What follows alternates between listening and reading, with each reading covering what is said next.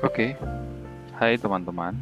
Jadi pada video ini saya ingin mencoba menjelaskan mengenai pemodelan rangkaian filter pasif di sini, namun dalam bentuk state space.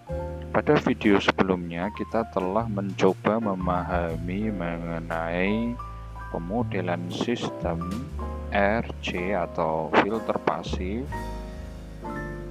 dalam bentuk fungsi alih. Nah, di sini kita mencoba mendefinisikan model dari sistem rangkaian filter pasif ini dengan atau dalam bentuk state space.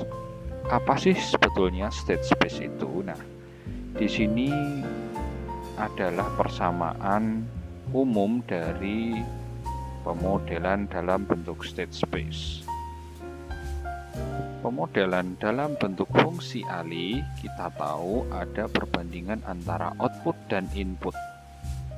Nah, kelemahan dari pemodelan fungsi alih itu adalah hanya bisa digunakan untuk sistem dengan single input dan juga single output. Untuk sistem dengan multi input dan multi output, biasanya kita gunakan pemodelan dalam bentuk state space. Meskipun demikian, untuk contoh yang akan kita bahas di sini, jenis sistemnya masih single input dan single output, di mana inputnya adalah tegangan EI, sedangkan outputnya adalah tegangan EO yang ada pada kapasitor C. Kita kembali ke state space. State space ini terdapat dua persamaan, yaitu persamaan state yang di sini tertulis X dot sama dengan AX plus BU, dan juga persamaan output yang di sini dituliskan dengan Y sama dengan CX plus DU. X dot sama dengan AX plus BU atau persamaan state di sini itu merupakan persamaan yang merepresentasikan perubahan dinamika dari state. Nah, state ini sebetulnya adalah variabel yang ada di dalam sistem yang dia berubah terhadap satu satuan waktu. Untuk sistem yang kita bahas di sini, state-nya adalah kita asumsikan sebagai I atau arus. Nah, ada matriks A, ada matriks B. Matriks A dan matriks B ini sebetulnya adalah matriks-matriks yang mendefinisikan pengaruh dari state dan juga input. Jadi kalau untuk persamaan di sini kita bisa jelaskan bahwa matriks A itu merupakan matriks yang mendefinisikan hubungan antara state dengan perubahan state. Di sini X di sini adalah integral I dengan X dotnya adalah I. Adapun U di sini merupakan input atau masukan dari sistem. Kita tahu U-nya atau input atau masukan dari sistemnya adalah tegangan EI. Jadi hubungan antara tegangan EI dan juga perubahan state atau di sini didefinisikan dengan arus itu dihubungkan dengan matriks B. Begitu juga dengan persamaan output.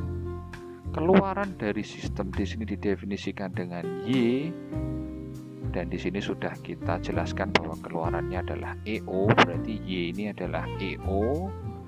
Hubungan antara state X atau integral I dt terhadap Y atau EO itu dihubungkan dengan matriks C. Sedangkan U di sini itu adalah mendefinisikan hubungan antara input EI dengan EO secara langsung. Namun matriks D ini sangat jarang ada. Kenapa? Karena D ini sebetulnya merepresentasikan disturbance atau gangguan atau noise yang bisa terjadi akibat perubahan nilai input. Nah, ini biasanya kita abaikan untuk pembelajaran tentang sistem linear yang sekarang kita bahas. Nah, jadi nanti yang akan kita cari dalam penjelasan ini nanti adalah matriks A, matriks B, dan matriks C. Untuk matriks A dan matriks B bisa kita cari diawali dengan memisalkan state. Nah, state-nya ini dimisalkan sebagai sebuah integral IDT. Sehingga untuk mencari x dot, maka integral IDT ini kita turunkan sekali menjadi I. Nah, dari persamaan EI sama dengan I kali R plus 1 per C integral IDT yang kita ketahui ini adalah persamaan tegangan yang ada pada EI yang merepresentasikan besar tegangan pada EI itu merupakan penjumlahan tegangan yang ada pada R dan C. Bisa kita dapatkan persamaan state-nya dengan mengasumsikan x dot ini adalah I. Kita ganti I-nya menjadi x dot, kemudian integral IDT-nya kita ubah menjadi X.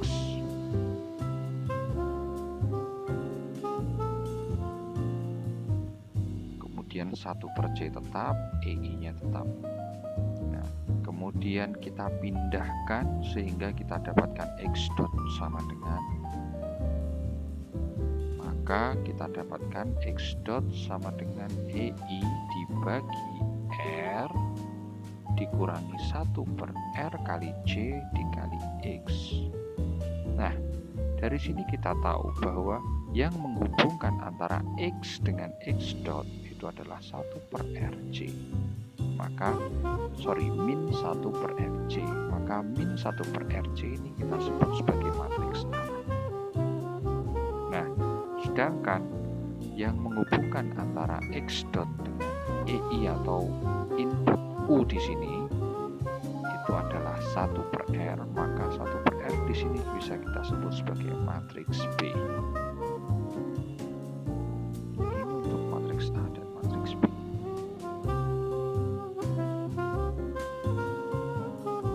Nah, untuk matriks C bisa kita ambil dari persamaan EO sama dengan 1 per C integral IDT, di mana integral IDT bisa kita ubah menjadi X, sehingga kita mengetahui hubungan antara X atau state dengan outputnya Y, sehingga matriks C ini berisi 1 per C, di mana C di sini maksudnya adalah nilai kapasitas. Oke.